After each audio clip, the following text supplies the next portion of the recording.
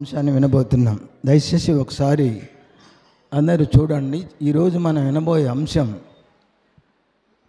ప్రపంచంలో చాలామంది గందరగోళంగా దీన్ని చేస్తున్నారు. చూడండి, ఆదివారము ఇది యెహోవా ఏర్పాటు చేసిన దినము. ఇన్ని వేల సంవత్సరాలకు లేక ఇన్ని వందల సంవత్సరాలకు తన కుమారుడు అందరి యొక్క పాపాల నిమిత్తం చనిపోయి సమాధి చేయబడి తిరిగి లేచే రోజున, ఆ రోజు యెహోవా ఏర్పాటు చేసిన దినం అది. లేఖనాలు ప్రవక్తలు అందరి ద్వారా దేవుడు చెప్పాడు, ఆ విషయాన్ని చెప్పించాడు. ఇది చాలామంది పెళ్లి కార్డు దగ్గర రాస్తారు, ఇది యెహోవా ఏర్పాటు చేసిన దినం అని. పెళ్ళి అది కాదు, ఇది జగత్ పునాది వేయబడక ముందే క్రీస్తు శిలువలో అందరి పాపాలు మొయ్యాలని, పాప విమోచన క్రయధనంగా క్రీస్తు తన ప్రాణం ఇవ్వాలని, ఆ తర్వాత ఆయన మనుషులందరికీ రక్షకుడు కావాలని, ఆ తర్వాత ఆయన చంపబడి శిలువలో చంపబడి సమాధి చేయబడి మూడవ రోజున లేవాలని లేఖనాలన్నిటిలో దేవుడు చెప్పుకుంటూ వచ్చాడు పాత నిబంధనలో. ఇది యెహోవా ఏర్పాటు చేసిన దినము. దీన్ని చాలా జాగ్రత్తగా మనం అయితే ఆ దినము యెహోవా ఏర్పాటు ఎలా చేశాడో, ఎలా అది నెరవేర్చాడో దేవుడు చూద్దాం. ఇది చాలా జాగ్రత్తగా పట్టుదలగా వాక్యం వినాలని మీకు కోరుతున్నాను నేను. చూడండి, మనం అంశంలోకి వెళ్ళబోతున్నాం. 118వ కీర్తన చూడండి, బైబిల్లో 118వ కీర్తన 118వ కీర్తన. ఈ యొక్క ప్రపంచం అంతా కూడా దీనికోసమే చేసాడు దేవుడు. ఈ లోక సృష్టి అంతా కూడా ఈ దినం కోసమే చేసాడు ఆయన.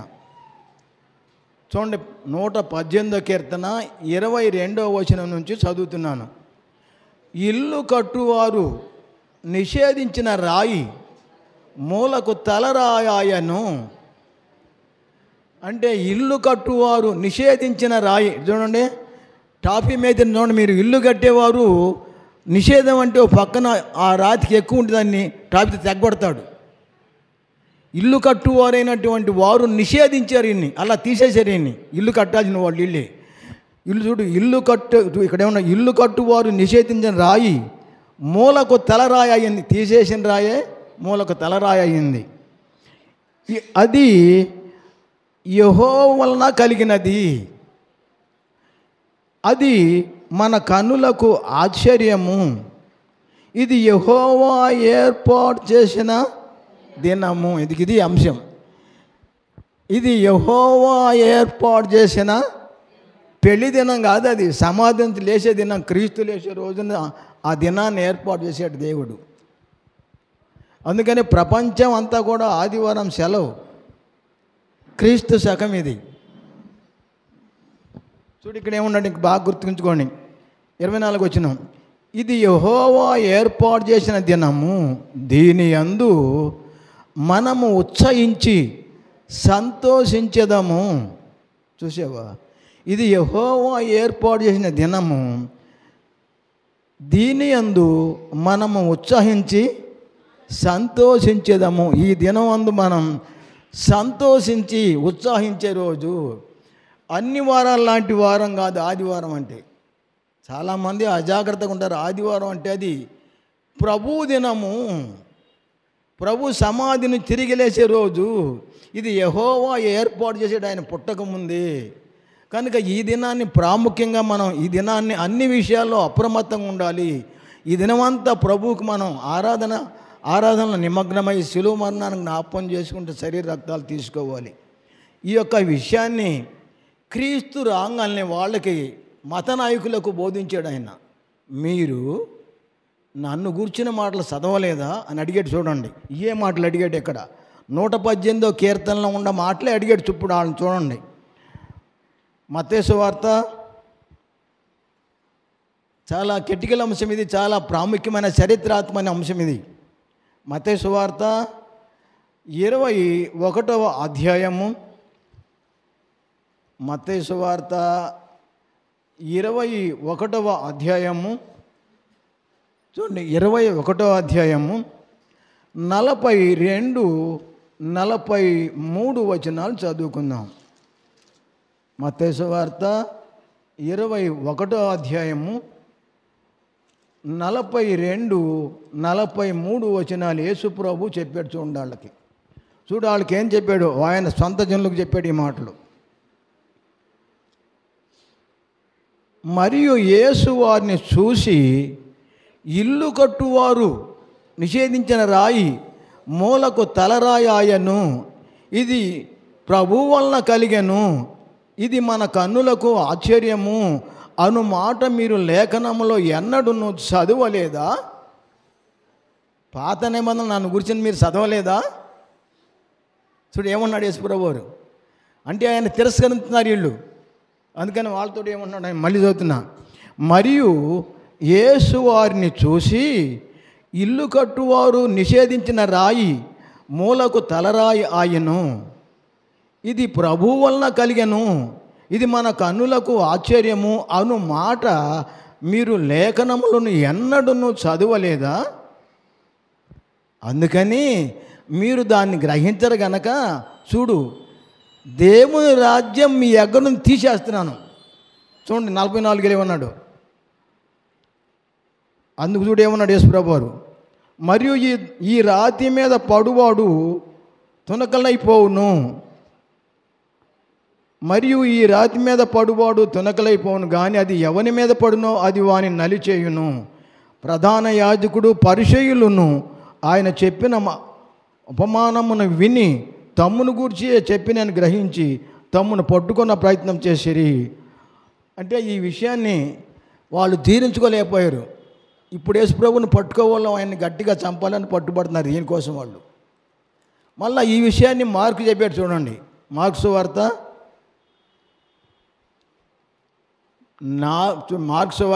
12వ అధ్యాయము, మార్కు సువార్త 12వ అధ్యాయము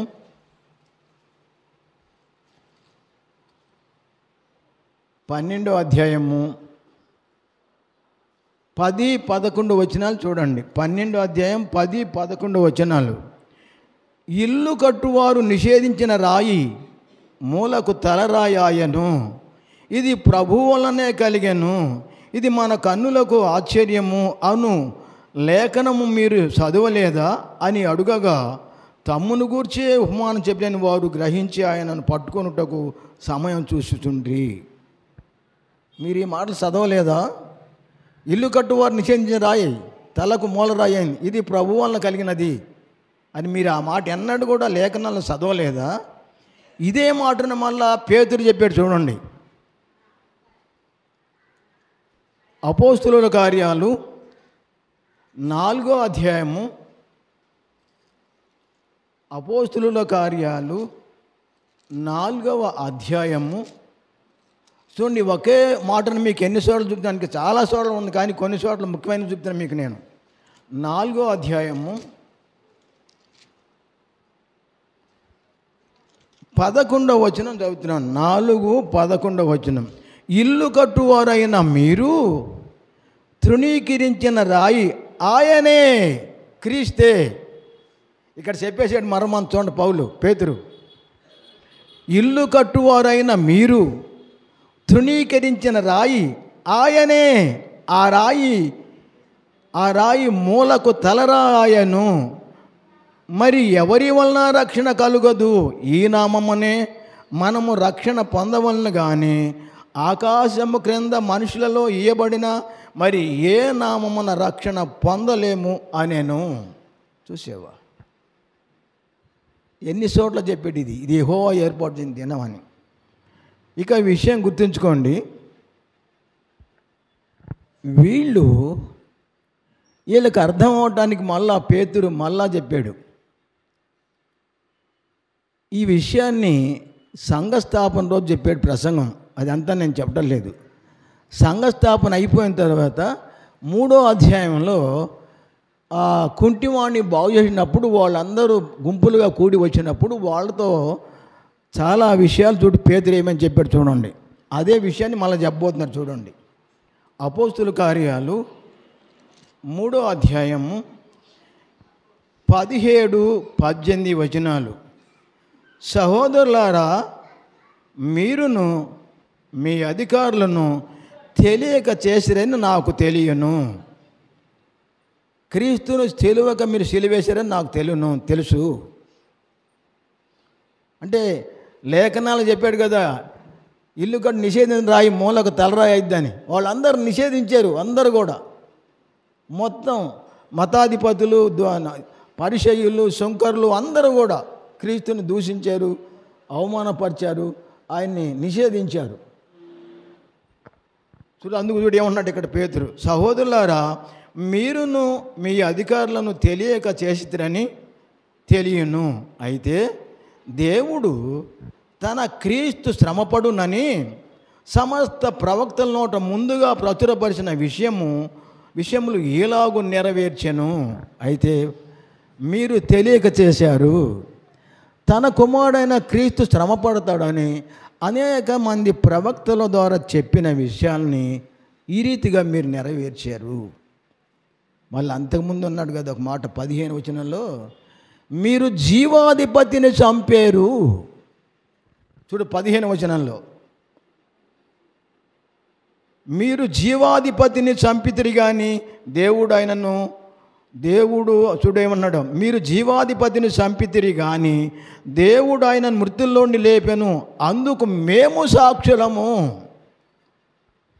మీరు జీవాధిపతిని జీవమిచ్చే ఆ యేసును చంపేశారు. మీరు ఆ యేసుని మళ్ళీ తిరిగి దేవుడు లేపాడు, అందుకు మేము సాక్షులము. ఎప్పుడో సమాధి ఖాళీ అయిపోయింది కదా, మళ్ళీ సమాధిలో పెడితే వాళ్ళు లేచినాడు అని సాగిస్తారు. మళ్ళీ సమాధి ఎప్పుడో ఖాళీ అయిపోయింది. చూడండి ఈ విషయాలు ఎట్లా ఉన్నాయో, ఎంతమంది దానిలో ఉన్నారు చూడండి, అర్థం చేసుకోండి. వాక్యం ఎలా చెబుతుందో, మానవుల యొక్క ఉద్దేశం ఆలోచన ఎలా ఉందో చూడండి. పూర్తిగా దేవుని వాక్యానికి విరుద్ధంగా ఉంది ఆలోచనలు, ఆ క్రమాలు, ఆచారాలు దేవునికి వ్యతిరేకంగా ఉన్నాయి.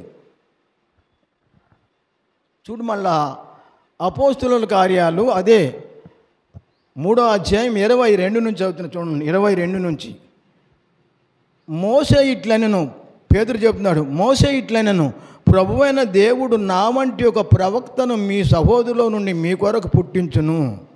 ఆయన మీతో ఏమి చెప్పినను అన్ని విషయములలో మీరు ఆయన మాట వినవలెను. ఆ ప్రవక్త మాట విననివాడు ప్రజల్లో ఉండకుండా సర్వనాశనమగుననెను. చూసేవా, మోసే చెప్పాడు, మీకు నా వంటి ప్రవక్తను మీలోంచి మీకు పుట్టిస్తాడు. ఆ ప్రవక్త చెప్పిన అన్ని విషయాలు, అన్ని మాటలు మీరు వినాలి. ఆ ప్రవక్త మాట వినని వాడు ప్రజల్లో ఉండకుండా సర్వనాశనం అవుతాడు అని చెప్పాడు. మళ్ళీ చూడు ఏమన్నాడు ఆయన, 24వ వచనం, మరియు చూడు యెహోవా ఏర్పాటు చేయని దినం కోసం ఎంతమంది ప్రవక్తల చేత చెప్పించాడో ఇదంతా చరిత్ర. 24 చూడు ఏమన్నాడు, మరియు సమూయేలు మొదలుకొని ఎందరు ప్రవక్తలు ప్రవహించిరో వారందరూ ఈ దినమును గూర్చి ప్రకటించిరి. చూసావా, బైబిల్లో మొత్తం ప్రవక్తలందరూ కూడా క్రీస్తు సమాలేచి ఈ దినం గురించే చెప్పారు అందరూ. ఇంత స్పష్టంగా ఉంది బైబిల్లో. ఇంకా సమాధిలో పెడితే మళ్ళీ లేపటం రేపొద్దున. సమూయేలు మొదలుకొని ఎందరు ప్రవక్తలు వారు అందరూ కూడా ఈ దినాన్ని గురించే, యెహోవా ఏర్పడిన ఈ దినాన్ని గురించే ప్రకటించారు. ఈ దినం కోసం, ఆదివారం కోసమే, ఆయన కుమారుడు లేచే రోజు కోసం ప్రకటించారు మొత్తం ప్రవక్తలు అందరూ. చూడండి మళ్ళా చూద్దాం 24వ వచనం, మరియు సమూయేలు మొదలుకొని ఎందరు ప్రవక్తలు ప్రవహించారో వారందరూ ఈ దినం గురించే ప్రకటించిరి. ఆ ప్రవక్తలు దేవుడు అబ్రహాముతో నీ సంతానమందు భూలోక వంశములన్నీ ఆశీర్వదింపండి చెప్పి మీ పితరులతో చేసిన నిబంధనకును మీరు వారసులై ఉన్నారు. చూసేవా, ఆ యొక్క విషయాలు మొత్తం కూడా దేవుడు అబ్రహాంతో నీ యొక్క వంశం, నీ యొక్క కుటుంబం వలన భూలోకంలో ఉన్న వంశాలు మొత్తం కూడా ఆశీర్వదింపబడతాయి అని చెప్పాడు. అది ఇదేనని చెప్పాడు ఆయన. ఇంకా చూడండి, ప్రతిదినము లేఖనాలు చదువుతున్నా, ప్రవక్తలు బోధిస్తున్నా ఒక్కడ కూడా మైండ్ ఎక్కల. మత నాయకులకి ఎవరికి ఎక్కపోవడం వలన చాలా సీరియస్ అయింది అది. ఇలా సారోపులుగా ఒక అంశాన్ని చెప్పాలి. బోధకుడు ఎన్నుకోవాలంటే కష్టపడాలి, ఇంటికాడ కూర్చుంటే కుదరదు. పని చేసేవాడు కానీ ఎక్కువ కష్టపడాలి, వాక్యం చెప్పేవాడు. అనేక కంఠత వాక్యాలు వచ్చి ఉండాలి బోధకుడికి. చాలా కష్టపడాలి, లేఖనాల్లో ఉన్న విషయాన్ని సత్యాన్ని తెలియపరచాలి. ఆధ్యాత్మిక విషయంలో సంఘం బలపడాలి, బలంగా ఉండాలి సభ్యులందరూ కూడా. అందుకు వాళ్ళకి సరైన మేత అందించాలి బోధకుడు. చూడు ఇక్కడ ఏమన్నాడు మళ్ళా, అపోస్తుల కార్యాలు 13వ అధ్యాయం చూడండి. ఇక్కడ చాలా చరిత్ర చెప్తున్నారు ఇక్కడ ఆయన గురించి. అపోస్తుల కార్యాలు 13వ అధ్యాయము 26 నుండి నేను చదువుతున్నాను. అపోస్తుల కార్యాలు 13వ అధ్యాయము 26 నుండి చూడండి ఏమన్నాడు ఇక్కడ. సహోదరులారా, అబ్రహాము వంశస్థులారా, దేవునికి భయపడువారులారా, ఈ రక్షణ వాక్యం మన యొద్దకు పంపబడి ఉన్నది. చూడు, ఇదే క్రీస్తు. చూడు ఏమంటున్నాడు ఆయన. ఈ మాట చూడు, పౌలు ఏ విధంగా చెప్తావు చూడండి ఇక్కడ విషయాన్ని. సహోదరులారా, అబ్రహాము వంశస్థులారా, దేవునికి భయపడువారులారా, ఈ రక్షణ వాక్యం మన యొద్దకు పంపబడి ఉన్నది. యెరూషలేములో కాపురముండు వారును వారి అధికారులను ఆయననైనను ప్రతి విశ్రాంతి దినమున చదువుబడుచున్న ప్రవక్తల వచనములైనను గ్రహింపక ఆయనకు శిక్ష విధించుట చేత ఆ వచనములను నెరవేర్చిరి. అధికారులు కానీ ప్రధాన యాజకులు కానీ ప్రతి విశ్రాంతి దినమున ఆయన గురించి లేఖనాలు చదువుతున్నా వింటున్నా వాళ్ళకు అర్థం కాక ఆ వచనాలను నెరవేర్చారు, సిలువేశారు. వాళ్ళందరికీ ఎవరికి అర్థం కాలేదు. ప్రతిరోజు వింటున్నా సరే చూడు, ప్రతిరోజు వినేవాళ్ళు వాక్యనేవాళ్ళు కూడా గుడ్ ఫ్రైడే ఎంతమంది దాంట్లో పాల్గొని పొందారు. ఎంత వ్యతిరేకం దేవునికి. అది అప్పుడే సమాధి ఖాళీ అయిపోయింది కదా. ఆయన పరలోకంలో హాయిగా దేవుని కుడిపాల్సిన విజ్ఞాపన చేస్తే మళ్ళీ సమాధిలో పెడతావా? అది నీ యొక్క హక్కా? అది నీ స్వతంత్రమా? అది కల్పితం. ఎంత కల్పితం అది? అర్థం చేసుకోండి. దాన్ని చాలా సీరియస్గా తీసుకోవాలి ఈ విషయాన్ని మీరు. అంటే అది అలాంటి విషయాలు కలపకూడదు. అయినా అలాంటి వాళ్ళని మనం ఏమనే హక్కు కూడా మనకు లేదు. వాళ్ళ ఇష్టం అది. ఈ స్వతంత్ర దేశంలో వాళ్ళు కొంత వాళ్ళ ఇష్టం చేసుకుంటారు, మనం అనే హక్కు లేదు వాళ్ళు. కానీ ఉన్న విషయాన్ని భయపడకుండా చెప్పటే మనం చేయాల్సింది. చూడు ఇక్కడ ఏముంటాడు ఆయన, బాగా వినండి ఈ విషయాన్ని.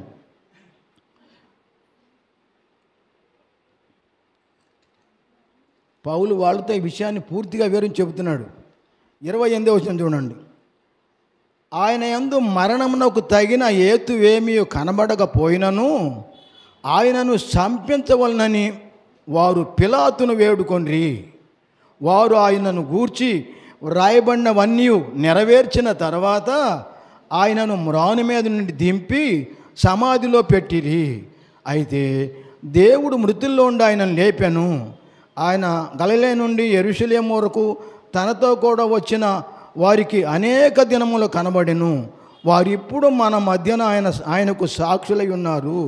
దేవుడు యేసును లేపి పితరులకు చేసిన వాగ్దానమును మన పిల్లలకు నెరవేర్చి ఉన్నాడని మేమును మీకు సువార్త ప్రకటించుతున్నాము. అలాగే నీవు నా కుమారుడవు, నేడు నేను నిన్ను కంటిని అని 2వ కీర్తన వ్రాయబడి ఉన్నది.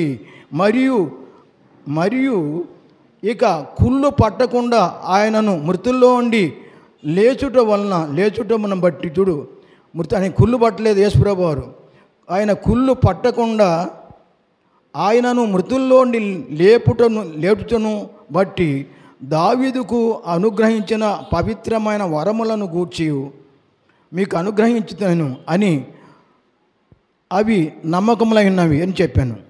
కాబట్టి వేరొక కీర్తన యందు నీ పరిశుద్ధుని కుళ్ళు పట్టనీయవని చెప్పుచున్నాడు. దావీదు దేవుని సంకల్పమును చొప్పున తన తరము వారికి సేవ చేసి నిద్రించి మన పితరుల యొద్దకు చేర్చబడి కుళ్ళిపోయిన కానీ దేవుడు లేపినవాడు కుళ్ళు పట్టలేదు. చూసావా ఎంత వివరం చెప్పారు చూడండి. దావీదు చెప్పాడు ఆయన శరీరం కుళ్ళుబడుదని 16వ కీర్తనలో 9వ వచనం కాడ నుంచి. ఆ విషయాన్ని ఇక్కడ చెబుతున్నాడు ఆయన. అయితే ఆయన గురించి చెప్పాడు, కానీ తర్వాత ఆయన శరీరం ఆయన చనిపోయి సమాధి చేయబడి కుళ్ళిపోయాడు దావీదు. దేవుడు లేపినవాడు కుళ్ళుబట్టలేదు. దేవుడు లేపాడు, దేవుడు యేసుప్రభుని లేపాడని సాక్ష్యం చెప్పారు వీళ్ళందరూ కూడా. అయినా వీళ్ళు ఎంటలేదు ఇంకా కూడా. ఇది యెహోవా ఏర్పడిన దినమని దానికి ప్రాధాన్యత ఇవ్వటం లేదు. ఇంకా విషయం చూడండి, మళ్ళా లేచాడు, సమాధి ఖాళీ అయిపోయింది అని దూతలందరూ చెప్పారు వాళ్ళకి. అయినా సరే ఇప్పుడు కూడా ఇంకా పాటిస్తున్నారు చాలామంది లేవలేదని.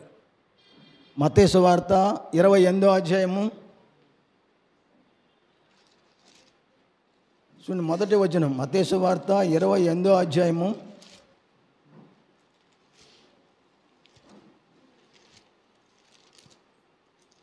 చూడండి. మత్తయి సువార్త 28వ అధ్యాయం మొదటి నుంచి చదువుతున్న చూడండి. విశ్రాంతి దినము గడిచిపోయిన తర్వాత ఆదివారమున తెల్లవారుచుండగా మగ్దలేని మరియయు వేరొక మరియయు సమాధిని చూడవచ్చిరి. ఇదిగో ప్రభుదూత పరలోకం నుండి దిగివచ్చి రాయ పొర్లించి దాని మీద కూర్చుండెను. అప్పుడు మహాభూకంపము కలిగెను. ఆ దూత స్వరూపము మెరుపు వలె ఉండెను. అతని వస్త్రము హిమమ్మకంతా తెల్లగా ఉండెను. అతనికి భయపడ్డం వలన కావలి వారు వణకి చచ్చిన వారి వలె నుండిరి. దూత ఆ తేలను చూసి, మీరు భయపడకుడి, సిలువ వేయబడిన యేసును మీరు వెతుకుచున్నారని నాకు తెలియను. ఆయన ఇక్కడ లేడు, తాను చెప్పినట్టే ఆయన లేచి ఉన్నాడు. రండి, ప్రభు పండుకున్న తలమును చూసి త్వరగా వెళ్ళి ఆయన మృతుల్లోండి లేచి ఉన్నాడని ఆయన శిష్యులకు తెలియజేయడని. ఇదిగో ఆయన గలిలోనికి మీకు ముందుగా వెళ్ళుచున్నట్టు అక్కడ మీరు ఆయన చూతురనియు చెప్పాను. లేచాడా లేకలేదా? ఆయన చెప్పాడు, నేను లేచిన తర్వాత నేను గలిలో ముందుగా మేము చూస్తానని చెప్పాడు. అందరికన్నా ముందు చూసింది ఎవరు? యేసు ప్రభుని లేచినాక. అందరికన్నా ముందు చూసింది ఎవరు? అందరికన్నా ముందు చూసింది మగ్దలేని మరియా. మార్కు సువార్త ఖచ్చితంగా చెప్తాడు. ఇక్కడ చూడండి, 16వ అధ్యాయం ఒకసారి చూడండి. మార్కు సువార్త 16వ అధ్యాయము. విశ్రాంతి దినము గడిచిపోగానే మగ్దలేని మరియయు యాకోబు తల్లి అయిన మరియయు సలోమియు వచ్చి ఆయనకు పూయవలనని సుగంధ ద్రవ్యములు కొనిరి. వారు ఆదివారం పెందల కాడలేసి బయలుదేరి సూర్యోదయమైనప్పుడు సమాధి వద్దకు వచ్చి చూడగా సమాధి ద్వారము నుండి మన కొరకు ఆ రాయి ఎవడు పొర్లించునని ఒకరితో ఒకరు చెప్పుకొని చుండిరి. వారు వచ్చి కన్నులెత్తి చూడగా రాయి పొర్లింపబడి ఉన్నట్టు చూసిరి. ఆ రాయి ఎంతో పెద్దది. అప్పుడు వారు సమాధిలో ప్రవేశించి తెల్లని నిలువుటంగి ధరించుకుని ఉన్న ఒక పొడుసు వాన్ని కుడివైపున కూర్చుంటా చూసి మిగుల కలవరపడిరి. అందుకతడు, కలవరపడకుడి, సిలువ వేయబడిన నజరేయుడగు యేసును మీరు వెతుకుచున్నారు. ఆయన లేచి ఉన్నాడు, ఇక్కడ లేడు. వారు ఆయనను ఉంచిన స్థలమును చూడుడి. మీరు వెళ్ళి ఆయన మీకంటే ముందుగా గలిలోనికి వెళ్ళుచున్నాడనియు ఆయన మీతో చెప్పినట్టు ఇక్కడ మీరు ఆయనను చూతురనియు అక్కడ చూతురనియు శిష్యులతో పేతురుతోనూ చెప్పమనెను. వారు బయటకు వచ్చి విస్మయము నొంది వణుకుచు సమాధి వద్ద నుండి పారిపోయిరి. వారు భయపడినందున ఎవరితోనూ ఏమీ చెప్పలేదు. చూసావా? భయపడ్డారు. దూతలు చెప్పిన వీళ్ళు పేతురికి చెప్పండి, శిష్యులు చెప్పండి, అక్కడ చూస్తారు, గలిలోకి వెళ్ళి చెప్పమని చెప్పారు వాళ్ళు. కానీ వాళ్ళు భయపడి వణికి ఎవరితో ఏం చెప్పని మాట్లాడుకుంటున్నారు. అప్పుడు యేసు ప్రభువే వచ్చాడు. చూడండి అక్కడికి 9వ వచనం. ఆదివారము తెల్లవారినప్పుడు యేసు లేచి తాను 7 దయ్యములు ఎల్లగొట్టిన మగ్దలేని మరియ మొదట కనబడెను. చూసావా? లేఖనం లేకుండా ఒక్క మాట కూడా నోటితో చెప్పకూడదు. మొట్టమొదట చూసింది ఆయన. ఏమేమనుకుంది? అయ్యా నువ్వు ఆయన మోసుకుపోయి కావిలోడు అనుకుని, తర్వాత అన్న మధ్యలో మరియా కావిలోడు అనుకుని, అయ్యా నువ్వు మోసుకుపోయేమో ఆయన్నేమో ఒక చెప్పు, నేను తీసుకెళ్ళి నేను సమాధి చేసుకుంటాను అంది.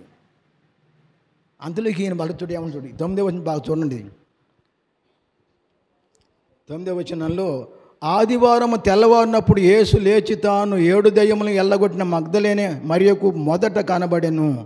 ఆయనతో ఉండిన వారు దుఃఖపడి ఏడ్చుచుండగా ఆమె వెళ్ళి ఆ సంగతి వారికి తెలియజేశాను. కానీ ఆయన బ్రతికి ఉన్నాడనియు ఆమెకు కనబడిననియు వారు విని నమ్మకపోయిరి.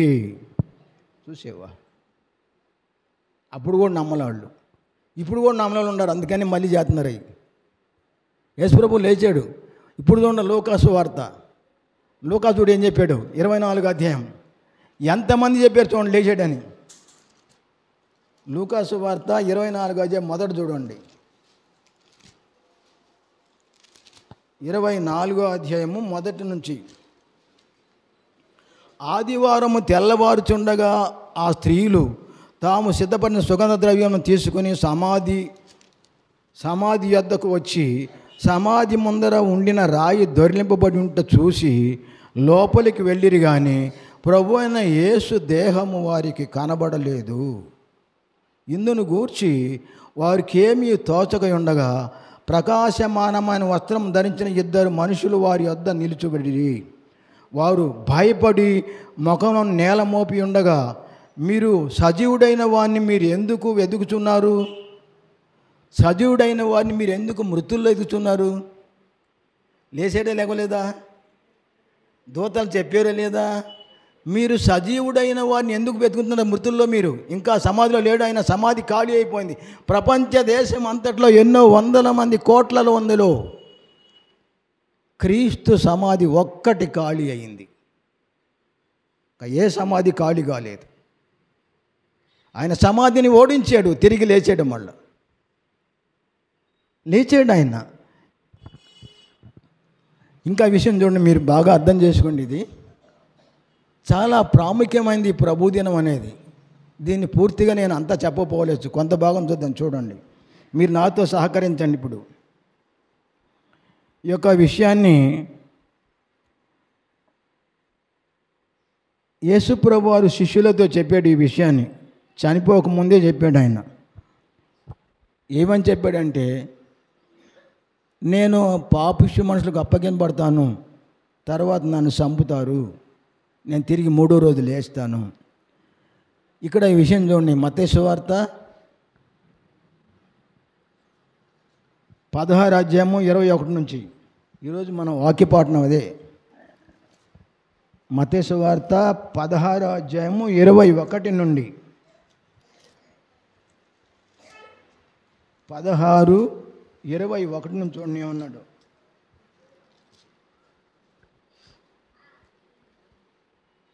అప్పటి నుండి తాను యెరూషలేమునకు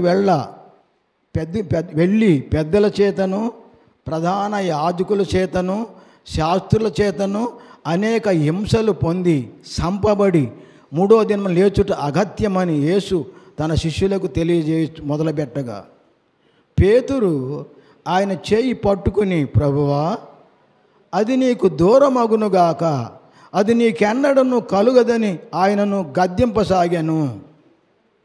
చూడు, ప్రధాన యాజకుల చేత శాస్త్రుల చేత అందరి చేత మనిషి కుమారుడు అప్పగిమాడి చంపబడి 3వ దినం లేస్తాడు అనగానే యేసుప్రభు చేయబొట్టున్నాడు. వచ్చి పేతురు వచ్చి, ప్రభువా, అది నీకు దూరమగునుగాక, అది అన్నం నీకు అది రాకూడదని చెప్పి అన్నాడు చేయబొట్టుని.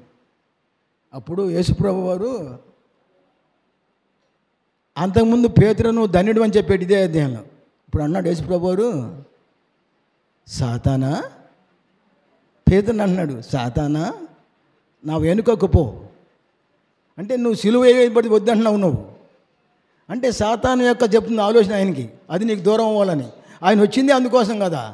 చూడు ఇక ఏమన్నాడు కింద 22వ చూడండి.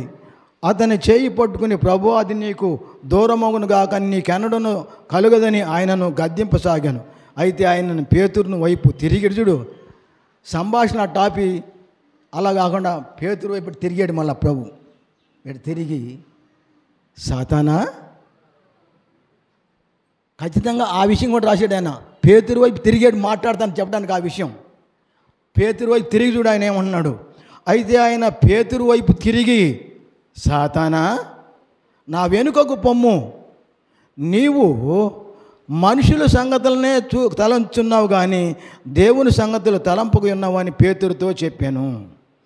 అప్పుడు యేసు తన శిష్యులను చూసి, ఎవడైనాను నన్ను వెంబడింపగోని ఎడల తన్ను తాను ఉపేక్షించుకుని తన శిలువను ఎత్తుకుని నన్ను వెంబడింపవలెను. చూసావా, శిలువను ప్రతిరోజు ఎత్తుకోవాలి. ప్రతిరోజు ఎవడైనా నన్ను వెంబడించాలనుకుంటే నా శిలువను ప్రతిరోజు వెంబడించాలి, ఎత్తుకోవాలి, శ్రమను ఎత్తుకోవాలి. ప్రతిరోజు కూడా క్రైస్తవుడు ప్రతిరోజు కూడా, సంవత్సరానికి ఒకసారి సమాధిలో పెడతాం కాదు, తీయటం కాదు అది. ఆయన పరలోకం ఖాళీ అయిపోయింది, సమాధి ఎప్పుడో ఖాళీ అయిపోయింది అందరూ చెప్పారు, ఈ ప్రవక్తలందరూ కూడా. ఇలా ఈ దినం కోసం తండ్రి అని దేవుడు ఏర్పాటు చేసే దినం. ఇంకో మాట చూడండి, మళ్ళా ఆ విషయం చూడండి. ఇది లూకా సువార్త 9వ అధ్యాయము, లూకా 9వ అధ్యాయము, లూకా రాసినటువంటి 9వ అధ్యాయము 22, 23 వచనాలు చూడండి. లూకా సువార్త 9వ అధ్యాయము 22, 23 వచనాలు చూడండి. మనుష్య కుమారుడు బహు శ్రమలు పొంది పెద్దల చేతను ప్రధాన యాజకుల చేతను శాస్త్రుల చేతను విసర్జింపబడి సంపబడి 3వ దినం లేచుట అగత్యమని చెప్పాను. మరియు ఆయన అందరితో ఇట్లనెను, ఎవడైనను నన్ను వెంబడింపగోని ఎడల తన్ను తాను ఉపేక్షించుకుని ప్రతిదినము తన శిలువనెత్తుకుని నన్ను వెంబడింపవలెను. చూసేవా, ప్రతిదినము నా శిలువను ఎత్తుకోవాలి నువ్వు క్రైస్తవుడు. ప్రతిదినము శ్రమే, శిలువును జ్ఞాపకం చేసుకోవాలి నువ్వు ప్రతిదినం. బైబిల్ ఎలా చెబుతుంది. ఇంకో విషయం, క్రీస్తుని ఎవ్వడు కూడా శిలువే చంపలేడు. యెహోవా ఏర్పాటు చేసిన దినం కోసం క్రీస్తు కావాలని తన ప్రాణాన్ని నేను పెడతాను, నా ప్రాణం పెట్టడానికి దాన్ని తిరిగి చుట్టూ నేను ఆజ్ఞ పొందాను తండ్రి దగ్గర, నా ప్రాణం ఎవ్వడు తీసుకోలేడు అని చెప్పాడు ఆయన. యోహాను సువార్త చూడండి, బైబిల్లో ఎవ్వడు కూడా క్రీస్తుని చంపలేడు. ఇక మాట చెప్పాక ముగిస్తాను, తర్వాత మాట్లాడుకుందాం ఇంకోసారి మళ్ళీ. యోహాను సువార్త చూడు 10వ అధ్యాయం, యోహాను సువార్త 10వ అధ్యాయము. అందరు చూడండి బైబిల్లో. యేసు ప్రభువు ప్రత్యేకంగా చెప్పాడు ఇక్కడ ఆ విషయాన్ని.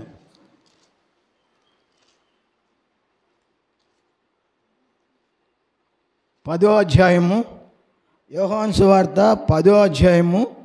అందరూ పరిశుద్ధ గ్రంథాన్ని చూడండి మీరు. 17 వచనం చూడండి. 10వ అధ్యాయం 17 వచనం. నేను దాన్ని మరలా తీసుకున్నట్లు నా ప్రాణము పెట్టుచున్నాను, ఇందువల్లనే నా తండ్రి నన్ను ప్రేమించున్నాడు. చూడు, నేను దాన్ని మరలా తీసుకొనున్నట్లు నా ప్రాణము పెట్టుచున్నాను, ఇందువల్లనే నా తండ్రి నన్ను ప్రేమించున్నాడు. ఎవడును నా ప్రాణము తీసుకొనడు, నా అంతట నేనే దాన్ని పెట్టుచున్నాను. దాన్ని పెట్టుటకు నాకు అధికారం కలదు, దాన్ని తిరిగి తీసుకోవడానికి నాకు అధికారం కలదని నా తండ్రి వలన యాజ్ఞ పొందితున్నా నేను. చూసావా, ఎవడు కూడా నా ప్రాణాన్ని తీసుకోలేడు. నేను నా ప్రాణం పెడుతున్నాను పాపుల కోసము. అయితే ఎవడు నా ప్రాణం తీసుకోలేడు. ఇందు మూలంగా నా ప్రాణం పెట్టడం వలన తండ్రి నన్ను ప్రేమిస్తున్నాడు. ఎవడు నా ప్రాణం తీసుకోలేడు. నా అంతటి నేనే నా ప్రాణాన్ని పెడుతున్నాను, తిరిగి మళ్ళీ దాన్ని నేను తీసుకుంటాను. నా అంతటి నేనే నా ప్రాణాన్ని పెడుతున్నాను, నా అంతటి దాన్ని నేను తిరిగి మళ్ళీ తీసుకుంటాను. చూసావా, ఎలాంటి సవాలు ఇస్తున్నాడు ప్రభు. ఆయన స్వచ్ఛమైన తోటలో పట్టుకపోయేటప్పుడు, యోహాను సువార్త 18వ అధ్యాయం పట్టుకపోయేటప్పుడు ఆయన మామూలుగా ఉన్నాడు. అప్పుడు ఆయన దగ్గర మామూలుగా అందరూ పవర్ వచ్చి ఆయన మీద వెనకబడ్డారు అందరూ కూడా. ఓహో, అప్పుడు ప్రభు అన్నాడు యోహాను 18వ అధ్యాయంలో, ఎవరు కావాలి మీకు అన్నాడు. పడి లెగిశారు మళ్ళా. యేసు నేనే పట్టుకోమన్నాడు. అప్పుడు ఇక పవరు తీసేసుకున్నాడు ఆయన. ఎవడు కూడా పట్టుకోలేడు, దగ్గర రాలేడు, కాలిపోమంటే కాలిపోతారు. ఒకసారి యెరూషలేము పోయినప్పుడు శిష్యులు అన్నారు కదా, ప్రభు అని చేర్చుకోకపోతే మేము ఆకాశం అగ్ని వచ్చి కాల్ చేయమంటామన్నారు లోకసువార్తలో. ఏం మాట్లాడుతున్నారు మీరు? నేను వచ్చింది అందుకేనా? నశింపజేయటానికి కాదు, రక్షించడానికి నేను వచ్చింది. ఎవడు కూడా క్రీస్తుని చంపలేడు లోకంలో. తన ప్రాణం ఇచ్చి. అందుకని ప్రభు అన్నాడు, మనుష్య కుమారుడు పరిచర్య చేయించుకోవడానికి రాలేదు, అనేకులకు ప్రతిగా ప్రాణ విమోచన క్రయధనంగా తన ప్రాణం ఇచ్చుటకు వచ్చాడు యేసుప్రభు అని చెప్పాడు యేసుప్రభువే. మత్తయి 20వ అధ్యాయం చూడండి బైబిల్లో. ప్రతి దానికి లేఖనాధారం. మత్తయి 20వ అధ్యాయము. ఇక వాక్యాన్ని ఆఫ్ చేస్తున్నాను ఈ వాటితో. చూడండి, మత్తయి సువార్త 20వ అధ్యాయము శిష్యులతో చెప్పాడు ఈ మాట. చూడండి ఆయన 20వ అధ్యాయము 28వ వచనం. అలాగే మనిషి కుమారుడు పరిచారము చేయించుకుంటకు రాలేదు కానీ పరిచారం చేయుటకును అనేకులకు ప్రతిగా విమోచన క్రయధనంగా తన ప్రాణమిచ్చుటకు వచ్చినని చెప్పాను. చూసేవా, ఇందుకు వచ్చింది ఆయన. స్వయంగా చెప్పాడు ప్రభు మాట. ప్రాణం ఇవ్వకపోతే రక్షణ ఎట్టు వచ్చింది? ఆయన ప్రాణం ఇచ్చాడు, తిరిగి లేచాడు మళ్ళా. అందుకనే జ్ఞాపకం చేసుకోవటానికి చేయమన్నాడు ఈ విషయాన్ని ప్రభురాజు. అందుకని మత్తయి 6:6 తీమండి 26 అంటాడు, నా శరీరం తిని నా రక్తం తాను నిశ్చయించగలడు. ఇదిగో మీరు ఒక రొట్టెని ఎత్తుకొని కృతజ్ఞతాస్తుతులు చెల్లించి దాన్ని విరిచి, ఇది నా శరీరము, నన్ను జ్ఞాపకం చేసుకోవటానికి దీన్ని మీరు, అది శిలువ మరణాన్ని జ్ఞాపకం చేసుకోవడం. సంవత్సరానికి ఒకసారి సమాధిలో పెట్టడం కాదు. ఎప్పుడో సమాధి ఖాళీ అయిపోయింది. ఇప్పుడు పరలోకంలో హాయిగా ఆయన దూతల మీదనో అధికారుల మీదనో అక్కడ శక్తుల మీదనో అధికారి అయ్యండి, పరలోకంలో అధికారి అయ్యి దేవుని కుడిపార్చిన కూర్చున్నాడు అని పేతురు 1 పేతురు 3:22 మాట రాసి ఉంది. ఆయన పరలోకంలో భూలోకంలో సర్వాధికారం ఉంది క్రీస్తుకి. అందుకనే ఇది యెహోవా ఏర్పాటు చేసిన దినము, దీని యందు మనం సంతోషించి ఉత్సహిస్తుంది. ఎందుకంటే ప్రభు మన కోసం చనిపోయాడు, మనకు ప్రాణ విమోచన క్రయధనంగా తన ప్రాణం ఇచ్చాడు, తన కుమారుని ఇచ్చాడు దేవుడు మనకి. అందుకని సిలువలో సాధ్యమై తిగిన తప్పించమని అడిగితే కుదరదన్నాడు. శిష్యులందరూ పారిపోయారు. అది అంటాడు పాట కూడా అక్కడ చెప్పాడు, ప్రేమ పచ్చికలు పెంచిన పాపరి దారుణ హింసకు గురి కాగా చెదరిపోయిన మూగ గొర్రెలు చెల్లా చెదురైపోయాయి, చెల్లా చెదరై కుమిలాయి. అంటే ఆయన అందరూ పోయి వదిలిపెట్టి తండ్రి అక్కడే ఉన్నాడని యోహాను 16:32 రాసి ఉంది. తండ్రి అప్పుడు సిలువలో ఈయనమ్మ సిలువలో మరణంలో ఆయన ప్రాణం ఇస్తున్నప్పుడు సంతృప్తిగా లోక విమోచన జరుగుతుంది, నా కుమారుడు పాప క్షమాపణ తీసుకొస్తున్నాడు అని తండ్రి అని దేవుడు తన సంకల్పం అంతా కూడా క్రీస్తులో నెరవేర్చాలని సంకల్పిస్తూ ఆ రోజు ఆ గడి ఆ సమయం వచ్చినప్పుడు దేవుడు సంతోషపడుతున్నాడు.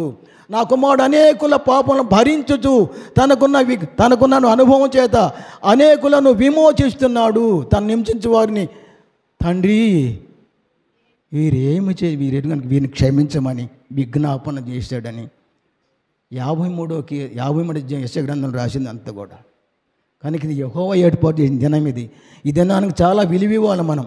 ఈ దినమనే మనం ప్రభుత్వం తీసుకుంటాం, మరి ఇతర రోజులు తీసుకోకూడదు. సమాధి ఖాళీ అయిపోయింది, సమాధిలో యేసు ప్రభు లేడు, ఇప్పుడు దేవుని కుడిపార్శ్వన ఉన్నాడు. ఆ మనుషులు ఆచార్యాల్లో మీరు పాపములు పొందితే మీకు కూడా పాపం వచ్చింది. అవి చేయమన్నాడు దేవుడు. ఏడన్నా ఇది చేయమన్నాడు, నన్ను జ్ఞాపకం చేసుకోండి, ఇది చేయమన్నాడు. దీన్ని వదిలిపెట్టేసి ఆ సిలువ మోసడం తప్పు కదా, అందుకు అర్హులం కావు మనం. అందుకని ఇది యెహోవా ఏర్పాటు దినం. ఈ దినాన్ని మనం చాలా విలువ ఇవ్వాలి, చాలా విధేయత చూపాలి. దీనికి దేవుడు మనకిచ్చిన దానికి సమృద్ధిగా మనకి ఇవ్వటం, ఆయన వద్ద దీవెనలు పొందటం, ఆయన శరీర రక్తాన్ని తిన్నవాళ్ళు లేపుతానన్నాడు. ఇది యెహోవా ఏర్పాటు దినం కనుక ఈ దినాన్ని ప్రత్యేకంగా మనం చూడాలి. దానికి భక్తి శ్రద్ధలతో కూడి ప్రభు శరీర రక్తాన్ని శిలువ మరణాన్ని జ్ఞాపకం చేసుకుంటూ ఆయన మన కోసం ప్రాణం ఇచ్చాడన్న విషయం మన మనసులో మెదులాడుతూ విధేయత కలిగి జీవించాలని భక్తి కలిగి భయం కలిగి జీవించాలని మీకు అందరికీ వందనాలు తెలియపరుస్తున్నాను. దయగల దేవుడు, కృపగల దేవుడి వాక్య భాగాలు మనకు తెలియపరిచాడు. అందుకు తన కుమారుడైన యేసుక్రీస్తు ప్రభు ద్వారా మన అందరి పక్షముగా తండ్రి అయిన దేవునికి ఈ వాక్యాలు మనకు అందించినందుకు, తెలియపరిచినందుకు, మన అభివృద్ధి కోసం మనకి ఈ వాక్య భాగం అందించాడు ఆయన. అందుకు తన కుమారుడైన యేసుక్రీస్తు ద్వారా కృతజ్ఞతాస్తుతులు స్తోత్రములు చెల్లిస్తూ ఉన్నాను. మీ అందరికీ వందనాలు తెలియపరుస్తున్నాను. మీరు నా కోసం ప్రార్థన చేయండి, నేను మీకోసం ప్రార్థన చేస్తాను. వందనాలు మరి.